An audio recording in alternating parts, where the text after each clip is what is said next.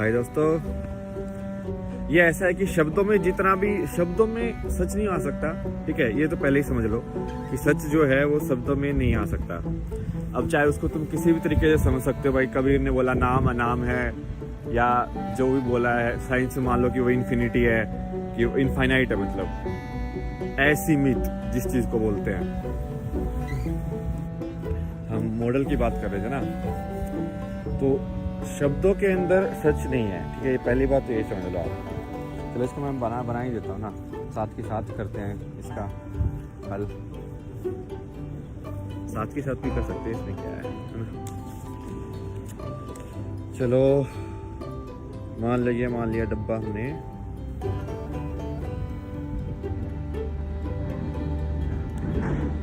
शब्दों का, ठीक है। तो भाई ये है हमारा शब्दों का पिटारा। भाषा के अंदर जितने भी शब्द हो सकते हैं सारी भाषाओं के अंदर, ये उसका पिटारा है। उसके अलावा तो कुछ नहीं कम्युनिकेट कर सकते ना, तुम कर सकते हो कि नहीं कर सकते कुछ भी।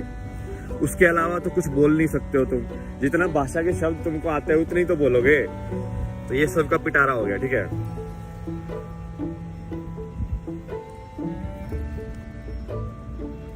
अब जितने भी मेरे शब्द हैं सब इसी पिटारे के अंदर है, जितने भी।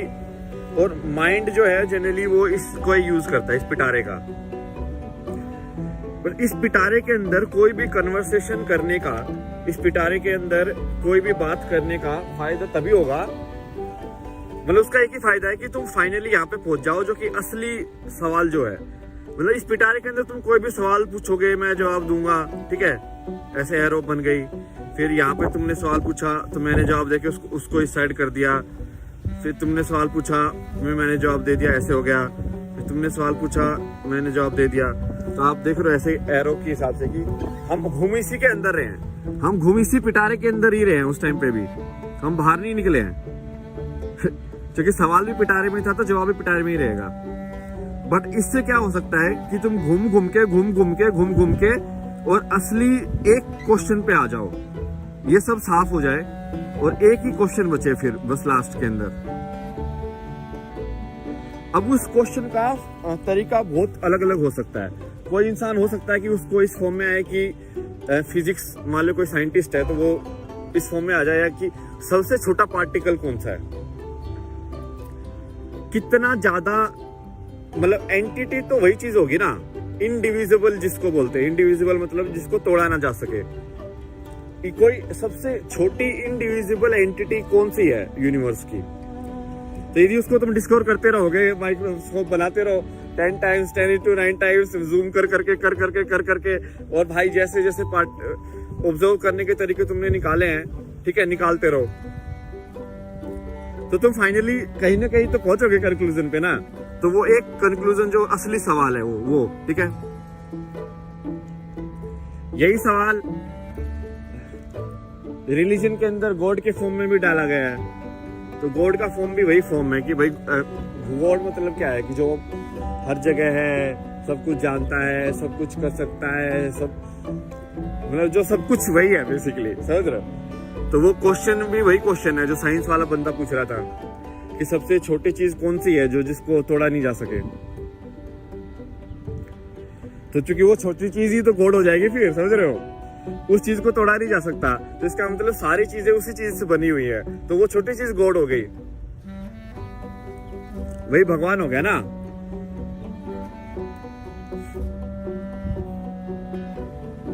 और भी हैं, मतलब योग या ये सब जो प्रैक्टिस है लाइफ की। नीति का जो तरीका हो, क्या तरीका है कि यहाँ पे तुम सबको क्रॉस कर रहे हो बेसिकली। तो उसको बोलते हैं कि जैसे ये तरीका मैं भी यूज करता था। तो कई बार है ना, पहले मैं कोचिंग में जाता था तो मैं कुछ और ही टेस्ट होता था भाई उनका, मैं पढ़ाई कुछ आती नहीं थी मुझे उसकी, क्योंकि वो कम्पिटिटिव का था। तो मैं ना सिर्फ क्वेश्चन को पढ़ के मैं वो वाले सोल्व करता था जो उसमें पैराग्राफ लिखा होता है और नीचे क्वेश्चंस होते थे पहले।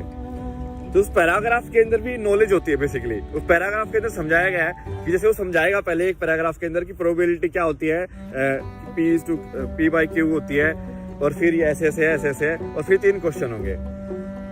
तो मैं पैराग्राफ को समझ के और मेरे पास टाइम बहुत होता था, तो इतने टाइम की वजह से ना मैं सिर्फ ऐसे सोचता था कि मैं 4-5 ही क्वेश्चन सोल्व करूंगा।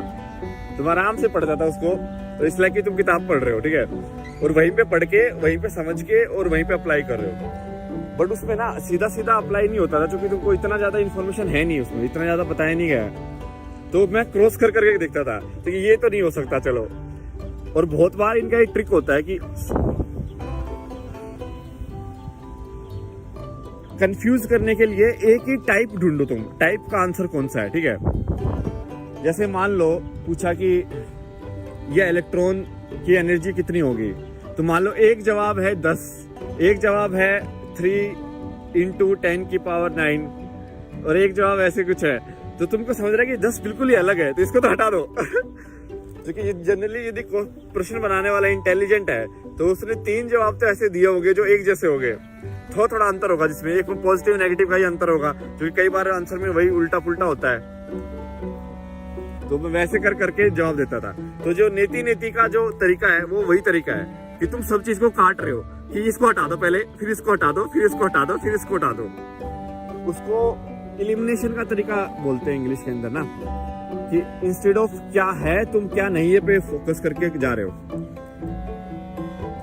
और जब वो क्वेश्चन तुम पहुंच जाओगे ना, तो इन सारे बातचीत का सिर्फ एक ही मान लो, तुम एक ही पड़ाव है कि तुम असली प्रश्न तक पहुंचो अपने आप, बाहर से नहीं, अपने आप पहुंचो। तुम अपने आप पहुंचना पड़ेगा तुमको, बस वो कंडीशन है।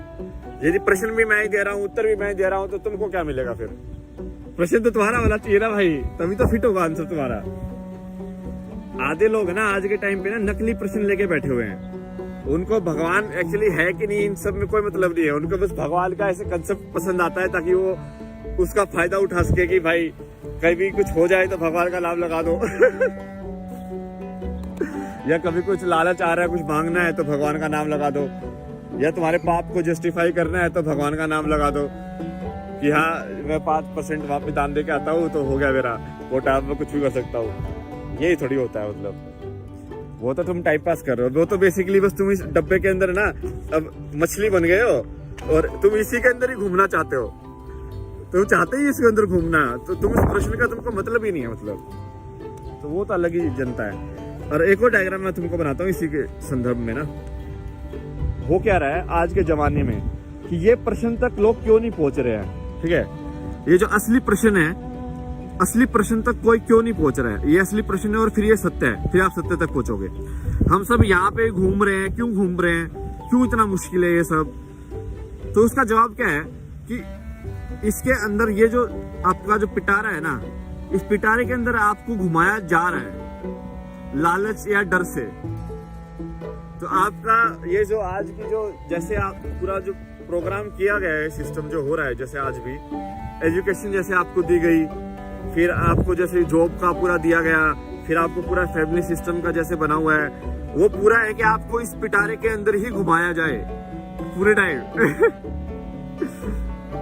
तो वो बनाया ऐसे गया है कि आप पिटारे के अंदर घूमते रहे। तो यदि आप उसमें पूरा इतना विश्वास रख के चलोगे तो आप घूमते ही रहोगे फिर। और फिर उसके अंदर भी ऐसे गेम बना दिए गए हैं, गेम के इस पिटारे के अंदर कौन सबसे तेज दौड़ेगा, इस पिटारे के अंदर कौन सबसे ज्यादा पैसा कमाएगा, इस पिटारे के अंदर कौन सबसे लंबा होगा, इस पिटारे के अंदर कौन सबसे सुंदर दिखेगा, इस पिटारे के अंदर, ये ऐसे गेम बना बना के तुमको यहाँ पे टाइम पास कराया जा रहा है पूरे टाइम इसी डब्बे के अंदर। तो और तुम भी ऐसे घूम रहे हो, और गाजर दिखाई जा रही है तुमको सामने ऐसे लटका लटका के, और तुम इसलिए गाजर गाजर गाजर खाऊंगा मैं खाऊंगा घूम जा रहे हो। वो गाजर जो दिखा रहा है ना, वो तुम्हारे ऊपर ही बैठा हुआ है, तुम वही गधे हो जो उस गाजर को देख के भाग रहे हो, और तुम्हारे ऊपर ही बैठ के दिखा रहा है वो, तुम कभी नहीं पकड़ पाओगे। पीछे मुड़ के देखो, खत्म। तो आधा गेम तो यही हो रहा है ना, ये फेक सी लाइन बना दी गई है और सब उसके पीछे भागते रहते हैं। तो जैसे कॉलेज में तुम जाते हो ना, किसी बड़े कॉलेज में, तो वहां से रेस स्टार्ट हो जाती है कि किसका सबसे ज्यादा पैकेज होगा। ओ भाई, फिर पूरा प्लानिंग चालू। अच्छा, पैकेज लेने के लिए क्या क्या चाहिए? अच्छा ठीक है, 8 से 9 के बीच ग्रेड चाहिए, एक ये चाहिए कि दिखाना है कि मैं एक्स्ट्रा करिकुलर भी हूँ, एक थोड़ा सा ये भी दिखा देता हूँ कि मैं फिजिकली एक्टिव भी हूँ, मैं स्पोर्ट्स में टीम स्पिरिट आती है, मेरे को डिसिप्लिन मेरे बहुत ज्यादा अच्छा है। और फिर ये किए, और फिर है ना ऐसे कंसेप्ट किया जाता है एक पर्सनैलिटी कि हाँ यदि इस पर्सनैलिटी के साथ मैं इंटरव्यू देने जाऊंगा 4 साल बाद, तुम समझ रहे हो ये प्लानिंग स्टार्ट हो रही है जब तुम एंटर कर रहे हो 4 साल बाद की, क्योंकि एम वही है, एम क्लियर है कि उसी ये रेस का एम यही है कि भाई कौन सबसे ज्यादा पैकेज लेके जीतेगा। तो वही राजा बन गया है, वो राजा बनेगा, उसका न्यूज छपेगी, वो है। बाकी सब कुछ भी करके जा रहे हो, किसको क्या मतलब है, हम तो इसी रेस में भागेंगे, ठीक है। तो भागते भाई लोग, क्या खतरनाक भागते हैं। और भाई मैं तो ऐसा परेशान हो गया था बीटेक के टाइम पे, जब मैं इंटरव्यू में देख देख के ही परेशान हो गया। मैं तो बैठा ही नहीं, बट मैं लाइक ऐसे मेरी ऐसे गर्लफ्रेंड थी ना वहाँ पे, तो उसका इंटरव्यू था, और तो मैं उसको भाई वो बोल रही कि नहीं ऐसे क्वेश्चन का ऐसे जवाब देना चाहिए। मैं बोला कि यार ऐसे जवाब क्यों देना चाहिए, तुम वो जवाब दो ना जो तुम्हारे दिल में है, जो तुम्हारी कहानी है वो बताओ कि भाई तुम जवाब तो सही पे आए हो ना।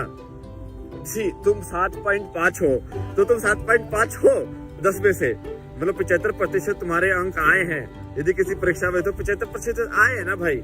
अब उसके बारे में खराब या अच्छा लगने में क्या मिल जाएगा तुमको, कुछ मिलेगा क्या, नहीं मिलेगा। तो क्या है वो कहानी में कंपैरिजन क्यों कर रहे हो तुम।